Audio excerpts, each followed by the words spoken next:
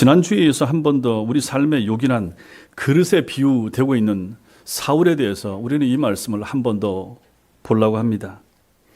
영어 성경들은 15절에 이 그릇을 도구나 기구로 번역하는 데 반해서 영어 성경 중에 킹 제임스 버전이 있습니다. 이것은 그릇, 베슬로 번역을 하고 있는 것을 봤습니다. 귀하게 쓰임받은 주님의 종 사울을 표현하기에는 그릇이 더 나은 번역인 것 같습니다. 도구나 기구보다는 그릇이라고 하면 우리가 이해하기에도 사울을 그릇이라고 표현했을 때의 주님의 마음을 더 잘 읽을 수가 있는 것 같습니다. 오늘 이 말씀을 통해서 성령께서 오늘도 여러분과 저에게 깨닫는 지혜를 주시길 바랍니다. 먼저 우리는 새롭게 선택된, 새롭게 택함받은 그릇을 볼 필요가 있습니다. 주님의 그릇으로 택함을 받은 사울에게 주님께서 부여하신 임무가 무엇이었습니까? 15절에 있는 것처럼 내 이름을 이방인과 임금들과 이스라엘 자손들에게 전하는 것이라 이렇게 말하고 있습니다. 유대인이든 이방인이든 지위가 높든지 낮든지 세상 모든 사람을 위한 주님의 증인이 되도록 하기 위하여 사울을 부르신 것입니다. 우리는 이거하고 비슷한 말씀을 알고 있습니다. 부활하신 주님께서 이 땅에 사도들과 함께 40일을 지내시다가 승천하시기 직전 사도들에게 남긴 마지막 최후의 유언과 같은 말씀이 있습니다. 그게 사도행전 1장 8절에 나오죠. 찾아보겠습니다. 앞으로 넘겨서 사도행전 1장 8절.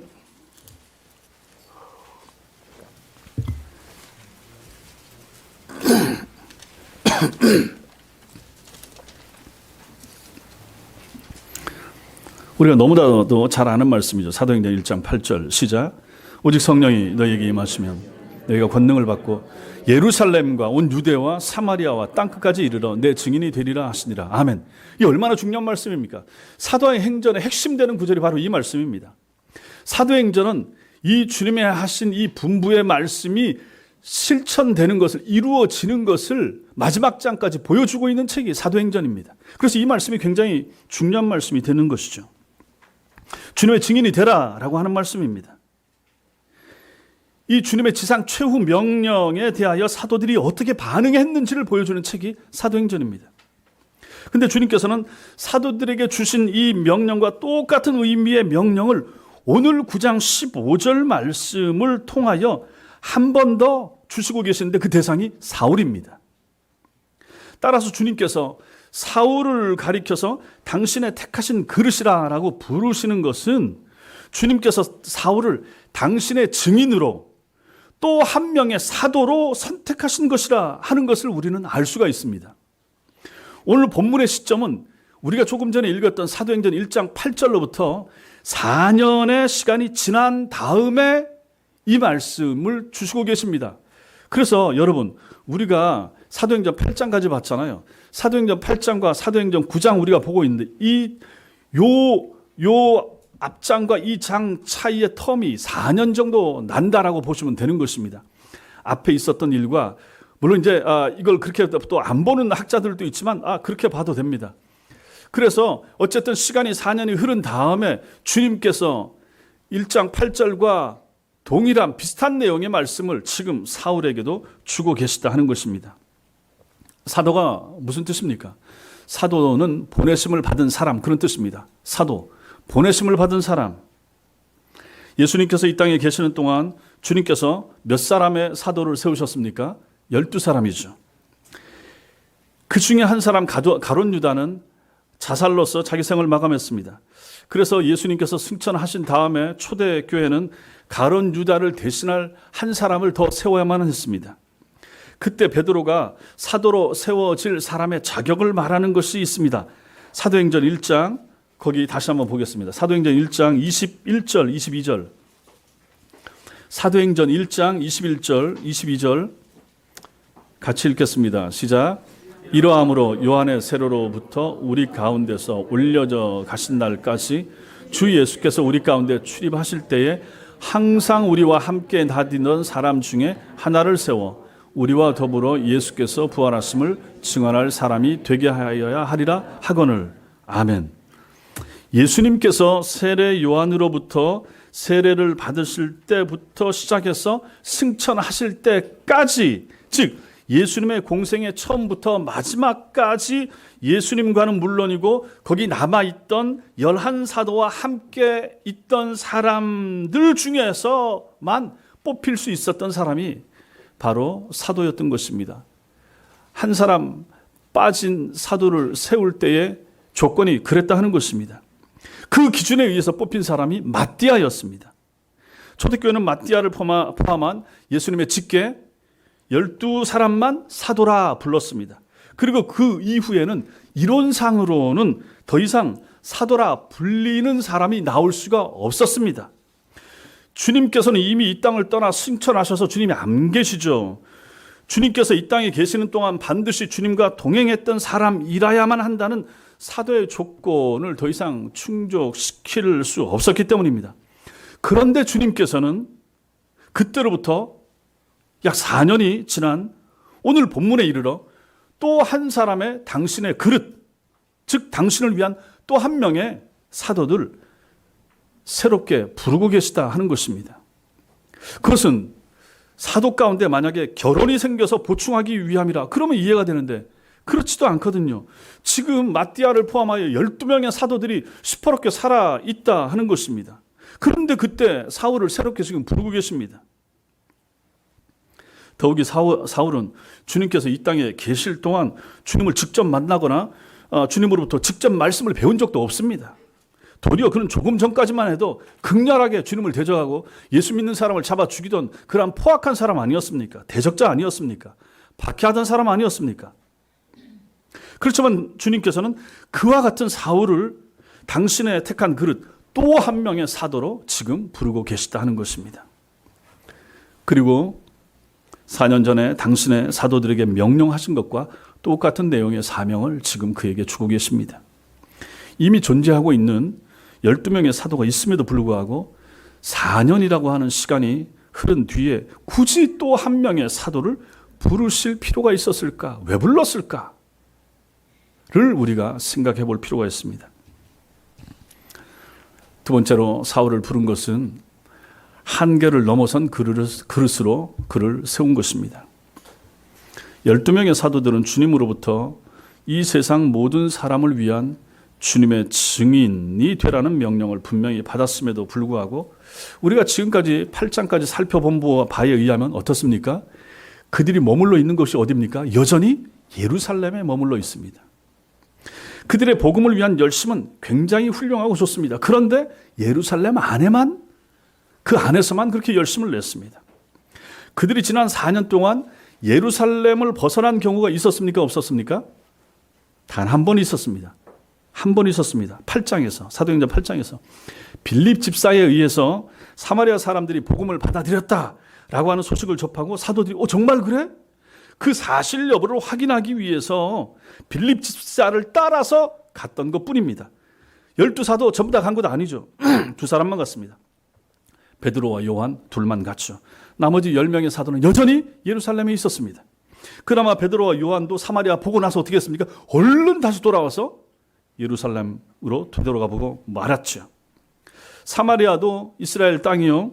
그곳에 사는 사람들 역시 이스라엘에 속한 사람임에도 불구하고 사도들은 주님께로부터 땅끝까지 이르러 주님의 증인이 되라라고 하는 이 임무, 이 사명을 부여받은 지 4년이 지나도록 여전히 그들이 어디에 있습니까? 예루살렘 안에만 머물러 있는 거예요. 예루살렘과 온 유대와 사마리아와 땅끝까지라고 말씀하셨음에도 불구하고 그 말씀을 받은 지 4년이 지났는데도 여전히 그들은 예루살렘 안에만 있었던 것입니다. 그 이후에도 마찬가지였습니다. 그들의 관심은 예루살렘에만 계속 머물러 있었던 거죠.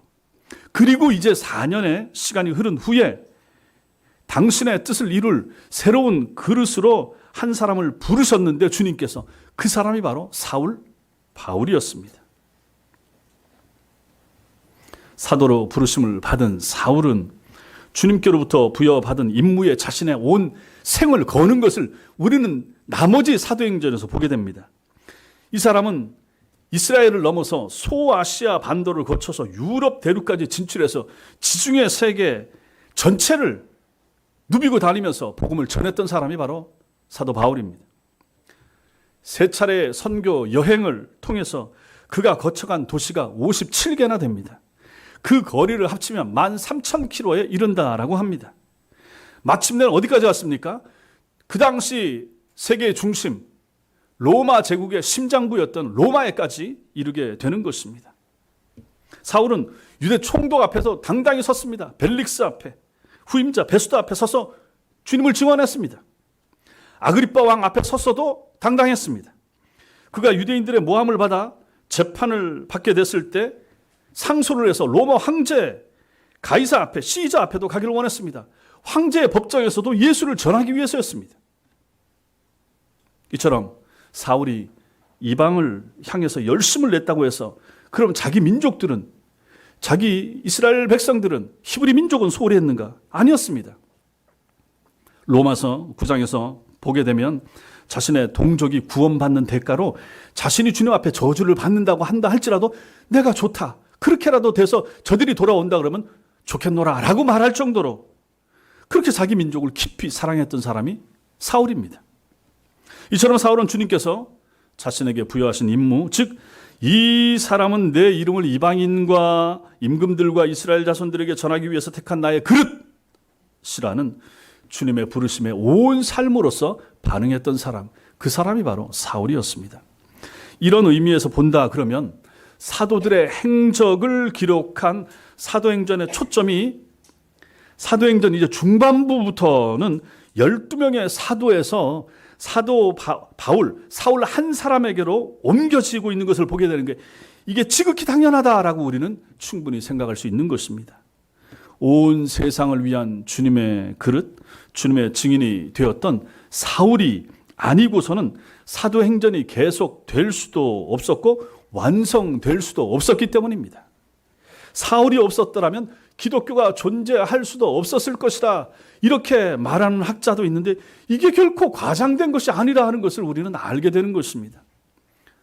사울에 의해서 복음은 비로소 온 세상을 향해 퍼져나갈 수 있었고 신약 성경에 등장하는 거의 모든 교회가 사울에 의해서 세워졌으며 신약 성경의 4분의 1이 사울 한 사람에 의해서 기록된 책입니다.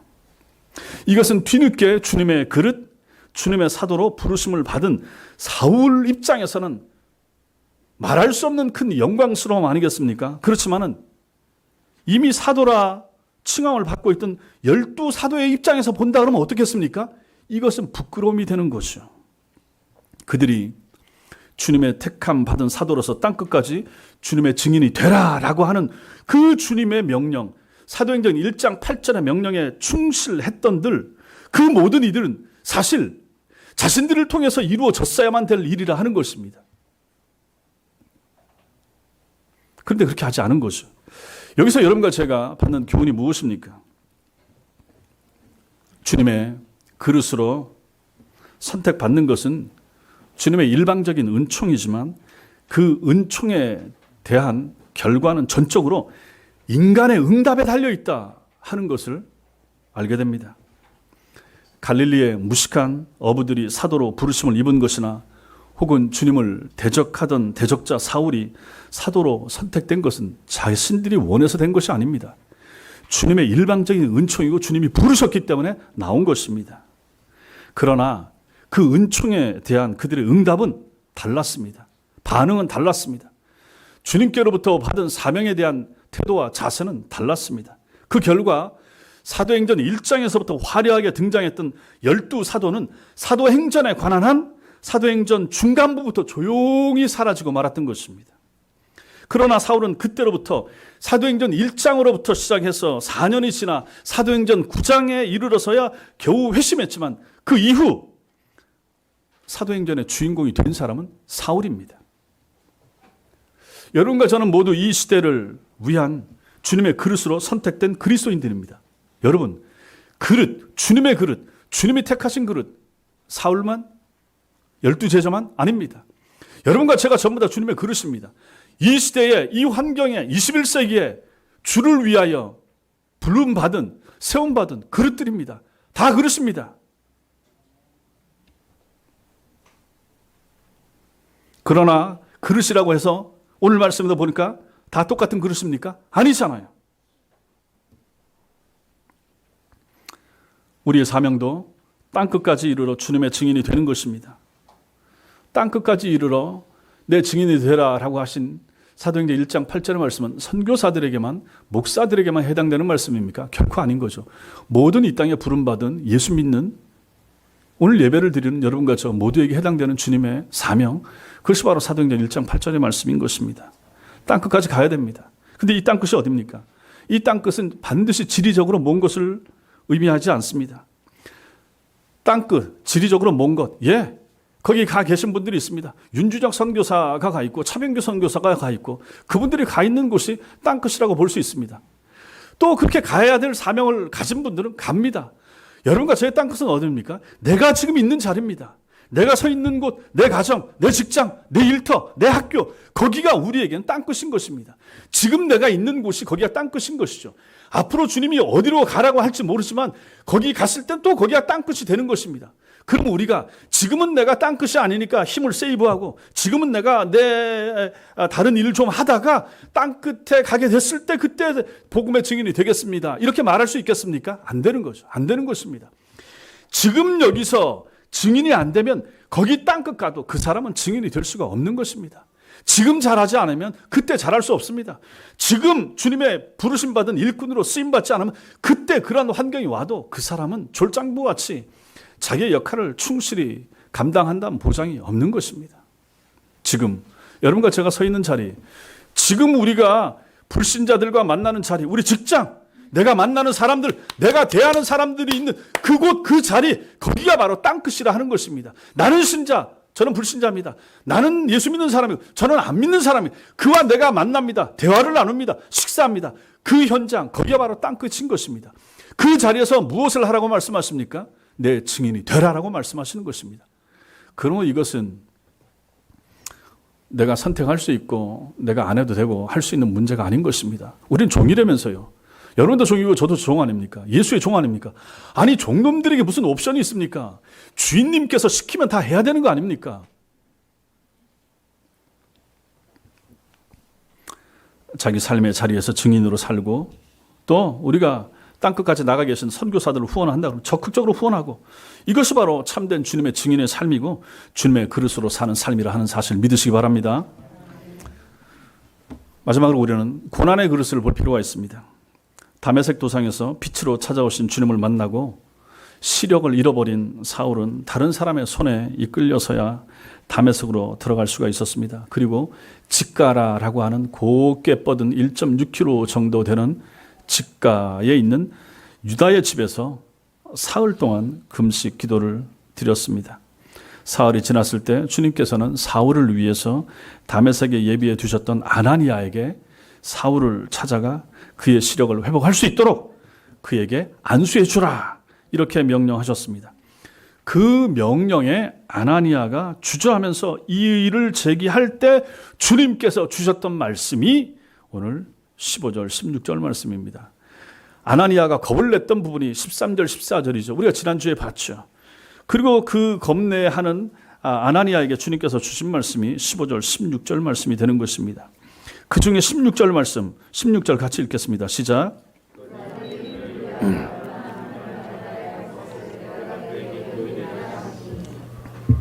사울에 대하여 고난을 받아야 할 그릇이라 이렇게 말씀하시고 계신 주님을 여기서 봅니다.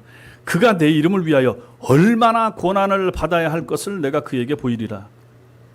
사울에게 네가 앞으로 네 인생의 네 생애가 얼마나 고난의 생애가 될지를 주님께서 그에게 보이시겠다는 말씀하고 계신 것입니다. 여기서 고난받다라고 하는 단어에 대해서도 지난 시간에 말씀을 드렸습니다. 이 헬라어 원문의 이 단어는 수동태가 아니라 능동태라고 그랬습니다. 남에 의해서 할 수 없이 받게 되는 고난이 아닌 자발적으로 그 고난에 참여하는 것이라 말씀을 드렸죠. 사울이 어쩔 수 없이 자신의 의지와 무관하게 고난을 받게 되는 것이 아니라 자발적으로 주님을 위하여 고난을 감수하는 삶을 살게 될 것이라 하는 말씀이 바로 여기에 나타나는 고난받다라고 하는 단어가 되는 것입니다. 여기서 우리는 두 가지 중요한 질문을 할 수가 있습니다. 첫째로는 주님께서 사울을 당신의 이름을 위한 고난의 그릇으로 선택하신 이유가 대체 무엇일까 하는 것입니다. 어쩔 수 없는 상황에서 어쩌다가 한두 번 당하는 고난이라 그러면 이해를 할 수가 있습니다. 근데 우리가 아는 것처럼 사울의 생애 가운데서 고난 당하지 않고 평안하고 즐거웠던 시간이 얼마나 되겠습니까? 왜 일평생 주님을 위하여 자발적으로 고난을 받는 삶을 이 사람에게는 살게 하시는 것일까? 여러분과 저는 좀 물어볼 필요가 있는 것입니다. 사울은 본래 주님을 부정하고 그리스도인을 박해하던 아주 포악한 나쁜 사람 아니었습니까? 그래서 주님께서 이 사람 예수 믿게 하신 뒤에, 구원하신 뒤에 그의 과거에 대한 징계 차원에서 너 좀 고난 좀 받아라 이렇게 하시는 것입니까? 아니잖아요. 아니란 말입니다. 이후에 사울이 당하는 고난은 이미 앞에서 말씀드린 것처럼 어쩔 수 없이 당하는 그러한 징계나 벌 이게 아니란 말입니다. 자발적으로 자기가 원해서 고난 있는 자리에 걸어가서 자기가 당하는 자발적인 고난, 자발적으로 감수하는 고난이었습니다. 그가 주님을 위하여 자발적으로 고난을 감수한다는 것은 다른 말로 하면 그는 그 고난을 얼마든지 자기 의지에 따라서 피할 수도 있었습니다. 안 받을 수도 있었단 말입니다. 여러분, 사울이 누굽니까? 사울이 바보가 아닙니다. 모자란 사람이 아니에요. 유대교 최고의 율법학자 가말리엘에게서 배운 최고의 학력을 갖춘 뛰어난 사람입니다. 당시 유대 청년들 가운데 최고의 엘리트 중에 엘리트였습니다. 자신이 판단하기에 주님을 위하여 고난당하는 것이 무의미한 것이었다면 똑똑한 사울은 결코 주님을 위한 고난의 그릇으로 자발적으로 살지 않았을 것입니다. 그러나 본문 이후에 사울은 주님을 위하여 자발적인 고난의 그릇이 되었습니다. 모질고 험한 고난을 감수하면서까지 지키고 전해야만 했던 무엇인가가 있기 때문에 사울은 자발적으로 고난받는 일에 나섰다 하는 얘기입니다. 그의 가슴에 있었던, 그가 그의 생애 전체를 들여서 고난을 받는 일에 자발적으로 감수해도 괜찮았다고 판단하고 결정할 만큼 그의 삶을 사로잡았던 그 가치 있는 것이 무엇입니까? 그것이 무엇입니까? 예수의 사랑과 예수의 생명이었던 것입니다. 복음 진리였습니다. 자신을 죄와 사망으로부터 구원해 주신 그 놀라운 예수 그리스도의 사랑, 자신과 같은 흉악한 죄인에게까지 주님께서 허락하신 영원한 생명, 이것을 생각하면 그 영원한 주님의 사랑과 생명을 위해서 자신이 당하는 고난은 아무것도 아니라고 이 사람은 생각했던 것입니다. 날 살려주셔서 너무 감사하다. 내 인생의 방향을 이렇게 바꿔주셨으니 이게 얼마나 감사한가. 나는 이제 살았다. 나는 이제 영원을 얻게 됐다. 나는 이제 천국 간다. 자, 내가 소유하게 된 이 예수 그리스도의 사랑, 내가 간직하게 된 이 복음 진리, 이젠 내가 이걸 전해야지. 내 민족 히브리인들에게도 전해야 되고 이방인들에게도 전해야 되겠다. 그런데 이게 쉬운 일이 아니거든요. 유대인들에게 전한다는 게 말이 됩니까? 이방인들은 이방 신상과 우상을 섬기는 사람들인데 이들에게 이 여호와 신앙을 전한다는 게 쉽겠습니까? 그럼 그들에게 전하러 갈 때 뭐가 있겠습니까? 당연히 고난이 있죠. 박해가 있고 핍박이 있죠. 그걸 너무나도 잘 아는 거예요. 이 뛰어난 엘리트가, 이 바울이 이걸 모르겠습니까? 알죠. 그럼에도 그는 그 길로 가는 것입니다. 왜 갑니까? 이 복음을 전하기 위하여. 왜냐하면 자기도 몰랐을 때는 전혀 엉뚱한 반대의 삶을 살았는데 알고 보니까 이게 진리거든요. 알고 보니까 이 길만이 참 생명의 길이거든요. 근데 이 생명의 길을 전하는 데는 고난이 따르거든요. 아픔이 있어야 되거든요. 껍질을 깨고 나오는 그 고통이 있어야만 되거든요. 그걸 누가 알았습니까? 사울이 알았던 거죠. 그러니 어떻게 합니까? 자발적으로 자기 몸에 그 고난을 받으면서 그 복음을 전하기 위해서 내 생애를 드리겠노라 결단했던 사람, 이 사람이 바로 사울이라 하는 것입니다. 그가 주님을 위해서 자발적으로 당하는 고난은 심지어 죽음까지도, 육체의 죽음까지도 감수하는 고난이었습니다. 사울은 자기 육체는 죽으면 흙으로 돌아가겠지만은 주님께서 주신 생명은 영원히 존재한다라고 하는 것을 정확히 믿었던 것입니다. 사울은 영원한 사랑과 영원한 생명을 주신 주님이 그 무엇보다도 귀했기에 주님을 위한 일이라 그러면 어떠한 고난이라도 기쁨으로 감수하겠습니다라고 하는 마음의 자세와 준비가 되어 있었던 것입니다. 여기서 우리가 하나 더 물을 수 있는 두 번째 질문이 있습니다. 자, 이렇게 설명해서 아무리 그렇다 하더라도 주님께서 그러면 한 인간을 일평생 고난의 그릇으로만 사용하신다라고 하는 것은 그 당사자에게는 너무나도 가혹한 일이 아닌가 하는 것입니다. 우리가 아는 것처럼 사울이 너무너무 고통당하다가 마지막에는 목 잘려 죽음을 당하지 않았습니까? 그가 이 땅에서 누린 영화가 뭐 있습니까? 기쁨과 즐거움이 뭐 있었습니까? 그런 가정도 없었습니다. 어디 가서도 환영을 제대로 잘 받지 못했습니다. 그가 당한 그 고난을 쭉 보면 이게 너무 한 사람이 당하기엔 너무 가혹한 처사 아닌가? 주님께서 사울을 아끼고 사랑하시는 것은 좋지만 한 사람에게 너무 힘든 인생을 살게 하신 거 아닙니까? 라고 우리는 묻고 싶은 마음이 들 수가 있습니다. 여기 고난받다라고 할 때 헬라어 단어가 파스코입니다. 파스코. 고난받다라는 의미와 함께 이 단어 속에, 이 파스코 단어 속에 뭐가 있냐면 영향받다라고 하는 뜻도 들어있습니다. 영향받다, 고난받다, 영향받다. 따라서 주님께서 사울을 가리켜서 그가 내 이름을 위하여 얼마나 고난을 받아야 할 것을 내가 그에게 보이리라 라고 하신 말씀은 달리 말하면 그가 내 이름을 위하여 얼마나 영향을 받아야 할 것을 내가 그에게 보이리라, 이 말씀이기도 한 것입니다. 이것은 너무나도 당연한 일 아니겠습니까? 여러분 생각해 보십시오. 이 세상에서 주님의 사랑과 생명보다 더 귀한 것이 없다 하는 것을 깨닫고 주님을 위하여 고난당하기를 마다하지 않는 사람이라면 그 사람이 누구에게 영향을 받겠습니까? 당연히 그 주인 되신 예수 그리스도에게 영향을 많이 받는 사람이어야 되지 않겠습니까? 더 크게 주님의 영향을 받을 수밖에 없는 거죠. 사울이 고난을 받으면 받을수록 이 사울에 대한 주님의 영향력이 어떻게 했습니까? 더 커지는 거예요. 안 그렇습니까? 고난당하는 내 종, 내 아들, 더 많은 사랑이 가잖아요. 부모들도 자식들이 여러 있지만 그 중에 아픈 자식이 있다든지 장애가 있다든지 하면 그를 놓지 못하잖아요. 마찬가지 아닙니까?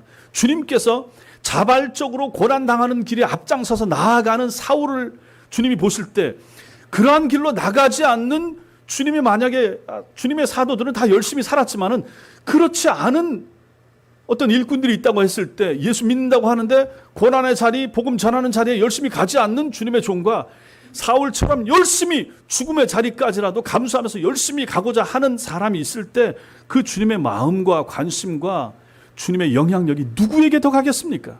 당연히 그쪽으로 더 갈 수밖에 없지 않겠습니까? 누가 예수를 잘 믿는 사람입니까? 더 많이 기도하는 사람 아니겠습니까? 교회를 더 많이 사랑하는 사람 아니겠습니까? 더 성경이 열심히 읽는 사람 아니겠습니까?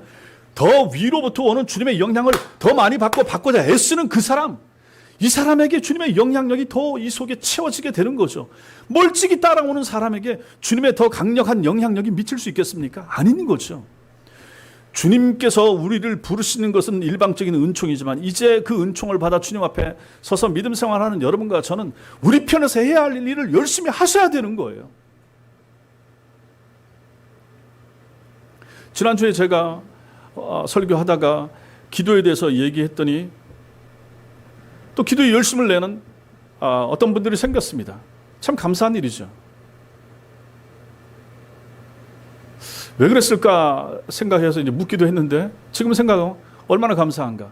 하나님의 말씀을 들었을 때 한 귀로 듣고 한 귀로 흘리는 것이 아니라 내가 할 수 있는 범위 내에서 그 말씀을 실천해 보려고 애쓰고 힘쓰는 그러한 성도, 이러한 성도를 주님께서 보셨을 때 얼마나 아름답겠습니까? 목사의 말이 귀한 것이 아니라 목사의 입을 통해서 전해져 오는 예수 그리스도의 말씀의 진리가 너무 귀하여 그 귀한 진리의 말씀을 듣고 사람의 말로 듣지 아니하고 주님이 나와 우리 가정에 주시는 말씀으로 듣고 받아서 그 말씀 따라 살라고 애를 쓰고 힘쓸 때 주님이 보셨을 때 얼마나 귀합니까? 그들을 사랑하지 않겠습니까? 실천하려고 애를 쓰는 그 사람에게 주님의 사랑과 관심과 돌보심과 은총과 복주심이 그에게 임하지 않겠습니까? 물론 우리가 그렇게 임하는 주님의 복을 가지고 물질적인 복으로만 치환해서 생각할 필요 없습니다. 여러분, 제가 누누이 말씀드리지만 우리 교회에서는 그런 생각하지 마시라 하는 것입니다. 물론 하나님께서 물질적인 복을 안 준다는 건 아니에요. 줄 수도 있지만 안 줘도 괜찮다라고 생각할 정도의 마음을 가지시라 하는 것입니다. 정말로 여러분과 제가 소망해야 되는 복은 예수 잘 믿는 복입니다. 천국을 확실히 소망하는 복입니다. 우리의 자녀들 마음속에 예수 그리스도가 확실히 심겨진 복이 되는 거예요. 우리 아이들이 그 믿음에서 떠나지 않는 거예요. 좀 공부 못해도 괜찮아요. 좀 몸이 부실해도 괜찮아요. 그 아이가 예수만 잘 믿는다면, 평생 이 믿음의 길에서 잘 자라간다면 좀 연봉 좀 모자라는 직장을 가도 상관없는 거예요. 세상에서 이름이 빛나지 않아도 괜찮아요. 그가 하나님의 은혜 안에서 사는 것을 믿고 확신하고 자신이 주님의 택함받은 그릇이라고 생각하고 자기가 섬겨야 될 자리, 자기가 섬겨야 될 교회의 작은 자리에서 그 역할을 충실히 감당할 수 있는 하나님의 사람으로만 자라가 준다면 그걸로 좋게 되지 않겠습니까? 내 원하는 대로 되는 인생이 얼마나 있었습니까? 내 바라는 대로 우리 자식들이 얼마나 자라줬습니까? 시간 지나고 보면 전부 다 우리가 돌아보면 다 주님의 은혜입니다라고 다 고백하지 않습니까? 주님의 은혜인 거예요. 주님이 살게 하시는 거예요. 여러분도 마찬가지고 저도 마찬가지고 우리 자식들도 마찬가지고 하나님의 손 안에 맡겨야 되는 거죠. 주님이 하십니다. 자꾸 내가 하려고 하고 내가 하는 것처럼 착각하는 삶을 우리는 포기하고 내려놔야 되는 것입니다. 그것이 바로 주님의 영향력인 거죠. 주님의 선한 영향력인 거죠. 당신의 택한 주님의 종이 당신의 이름과 복음을 위해 고난을 받을 때 주님이 가만히 보고 계시겠습니까? 안 그런다니까요. 여러분과 제가 주님을 위한 헌신, 희생, 헌금하는 것도 마찬가지로 놓을 것도 없는데 헌금을 그렇게 하니라고 사람들은 몰라도 주님은 아시지 않습니까? 그때 주님이 그냥 보시겠습니까? 내가 내 걸 챙기려고 애를 쓰니까 그래 그럼 네가 챙겨라. 나는 손 떼마. 주님이 이러지 않겠습니까? 물론 주님이 뭐 반드시 다 이러지 않으시겠지만은 우리의 하나님 앞에서의 태도와 자세가 중요하다 하는 것입니다. 그에게 가까이 하시며 위로하시고 격려하시고 힘을 북돋아 줄 대상이 내가 돼야 되지 않겠습니까? 그처럼 주님의 선한 영향력을 주님께서 그에게 사울에게 부어주셨을 것입니다. 그렇다면 날마다 주님의 더 큰 영향 속에서 살아가는 사울의 이러한 이 주님의 영향을 받은 이 주님의 은총을 크게 받은 이 사울이 세상에 나가서 그 영향력을 또 어떻게 발휘하겠습니까? 우리는 누굽니까? 우리는 통로 아닙니까? 우리는 파이프라인 아닙니까? 하늘의 은총과 하늘의 복이 하늘의 영향력이 우리를 통하여 세상으로 나가도록 해야 될 그런 존재가 우리 아닙니까? 그가 주님의 영향력 속에 산다는 것은 그 사람을 당신의 그릇으로 삼으신 주님의 영향력이 그를 통하여 세상에 나타나고 전해진다 하는 것을 의미하는 것입니다. 그에 대한 주님의 영향력이 얼마나 컸으면 사울을 향한 주님의 영향력이 얼마나 컸으면 사울이 그 은총 안에서 목이 잘리는 그 참수형마저도 감수했겠습니까? 그러니까 생각해보면 순교는 그냥 하는 게 아니에요. 아무나 하는 게 아니에요. 웬만하면 변절하죠. 웬만하면 그 죽음의 자리에서 튀어나가죠. 하나님의 강력한 힘과 성령의 놀라운 힘이 그를 붙잡고 있을 때만 그 사람은 마지막까지 신앙을 지키고 죽어갈 수가 있는 거죠. 사울은 주님의 은혜 안에서 목이 잘려서 순교하고 말았습니다. 그 결과가 어떻게 됐습니까? 이 세상에서 가장 영향력이 있는 그리스도인이 되고 말았습니다. 사울로 인해서 복음이 비로소 세계 만방에 전해졌습니다. 신약 성경에 등장하는 거의 모든 교회가 그에 의해서 세워졌다라고 앞에서 말씀드렸습니다. 신약 성경의 4분의 1이 사울을 통해서 기록됐습니다. 그리고 2000년이 지난 지금까지도 그의 영향력은 어떻습니까? 여전히 그의 영향력은 줄어들지 않고 있는 거예요. 복음이 전해지면 전해지는 곳곳마다 사울의 쓴 책들, 그의 가르침, 그의 활동, 오늘도 제가 사울을 얘기하고 있거든요. 이 영향력이 줄어듭니까? 안 줄어들잖아요. 그를 통한 우리 예수 그리스도 우리 주님의 영향력이 그를 통하여 지금도 세상 가운데 나타나고 있는 것입니다. 오히려 2000년 전에 비하여 전 세계적으로 기독교인이 더 많아졌으니까 더 큰 영향력이 사울을 통한 영향력이 이 땅에 미치고 있다고 봐야 될 것입니다. 주님이 오시기 전까지 이 땅에 기독교가 존재하는 한 사울만큼 이 세상에 영향을 미치고 또 미치고 있으며 미칠 사람이 또 누가 있단 말입니까? 없을 거예요. 전 성경을 다 봐도 마찬가지입니다. 구약에도 뛰어난 하나님의 사람들이 있고 신약에도 있지만 사울만큼 바울만큼 지금 이 시대의 교회에 주님이 재림하실 때까지 교회에 영향을 미칠 단 한 사람 뽑아라 그러면 누가 있습니까? 당연히 사도 바울입니다. 그러므로 주님께서 사울을 일평생 주님을 위한 고난의 그릇으로 살게 하신 것은 사울에 대한 징계나 사울을 지켜주셨어야 될 주님의 사울에 대한 직무유기가 아니었습니다. 사울을 고난의 그릇으로 살게 하신 것이야말로 사울을 이 세상에서 가장 영향력 있는 그리스도인으로 세워주시려는 우리 주님의 특별한 은총이고 사랑이었습니다. 그렇다면 성도 여러분, 성도에게 있어서, 사울에게 있어서 고난은 주님의 은혜고 사랑이고 배려고 상급입니다. 우리는 어떻습니까? 여러분과 제가 혹시라도 주님 앞에서 어떤 연단이나 고난을 받는다면 그것을 우리는 어떻게 해석해야 되겠습니까? 그것도 기쁨 아니겠습니까? 즐거움 아니겠습니까? 나를 사랑하는 주님께서 내 몸에 어떤 질병, 어떤 아픔, 내 가정에 어떤 우한, 주님이 모르시겠습니까? 아시고 있는 주님께서 주신다면 그건 뭡니까? 선물 아닙니까? 내 몸에 가신 것, 내 삶에 있는 이 모든 것을 이런 식으로 우리가 해석할 수 있다 그러면 삶이 얼마나 기쁘고 얼마나 즐겁겠습니까? 내가 연약하면 연약할수록, 아프면 아플수록 주의 관심과 주의 사랑이 더 몸에 임하는 거 아니겠습니까? 몸 건강하고 돈 많고 자기 마음대로 펑펑 쓰고 가고 싶은 곳 다 가는 사람, 그게 좋겠습니까? 복음을 위하여 절제하고 복음 때문에 줄일 줄 알고 복음 때문에 하나님 앞에 드릴 줄 알고 복음 때문에 주님 앞에 엎드릴 줄 알며 복음 때문에 예배 때문에 주의를 주님 앞에 드리고 소중하게 여기고 복음 때문에 교회를 귀중하게 여기고 하나님 나라 때문에 하나님의 백성들, 영적인 가족들을 귀중하게 여기는 그 사람, 그 마음, 그 사람이 있는 장소, 거기에 우리 주님의 마음과 관심과 영향이 그에게 미치지 않겠습니까? 너무나도 쉬운 논리죠. 선교사나 전도자들, 교회를 위해서 헌신하는 성도들의 수고나 고난은 오히려 주님의 은혜이고 그래서 상급의 조건이 되는 것입니다. 여러분과 제가 그래서 이런 성도로 살 수 있어야 된다 하는 것을 오늘 사울이 그의 몸으로 우리에게 보여주고 있습니다. 사랑하는 성도 여러분, 우리는 누구이고 우리는 무엇입니까? 우리는 도대체 무엇 때문에 살아야 됩니까? 왜 일터를 나가야 되고 왜 공부해야 하고 우리는 교회에 왜 오는 것입니까? 왜 예배를 드리는 것입니까?